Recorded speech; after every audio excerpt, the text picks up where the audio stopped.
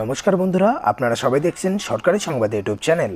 বন্ধুরা, ইতিমধ্যেই কিন্তু 8.5 কোটি গরিব ও খেটে খাওয়া মানুষদের ব্যাংকের অ্যাকাউন্টে 17,100 কোটি টাকা পাঠালো মোদী সরকার।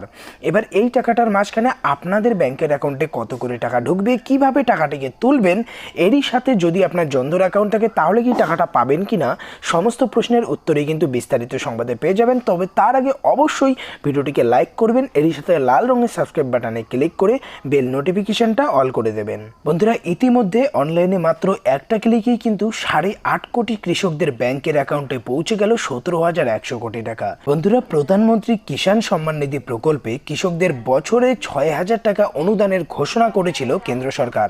সেই প্রকল্পের আওতায় এটা 6 নম্বর কিস্তির অংশ হিসেবে টাকা পাঠালো মোদী সরকার।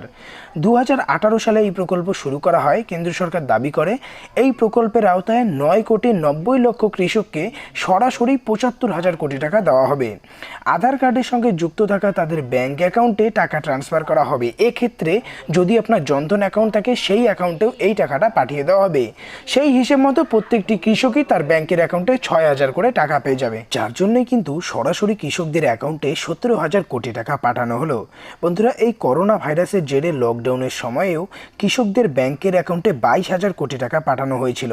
2018 সালের ডিসেম্বর থেকে 2019-এর নভেম্বর পর্যন্ত এই যোজনায় সুবিধা পাওয়ার জন্য 9 কোটি কৃষক নিজের নাম নথিভুক্ত করেছেন, যাদের মধ্যে প্রথম কিস্তির টাকা পেয়েছে 7.62 কোটি কৃষক, দ্বিতীয় কিস্তির টাকা পেয়েছে 2 কোটি কৃষক এবং তৃতীয় কিস্তির টাকা পেয়েছে 3.85 কোটি কৃষক।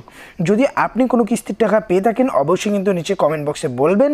আর এরই সাথে কিন্তু আপনারা অবশ্যই কালকে গিয়ে একবার নিজের ব্যাংকের অ্যাকাউন্টটা চেক করে দেখবেন, তার কারণ ইতিমধ্যে যে টাকাটা ঢুকে গেছে সেক্ষেত্রে আপনার ব্যাংকের অ্যাকাউন্টেও কিন্তু টাকাটা ঢুকতে পারে।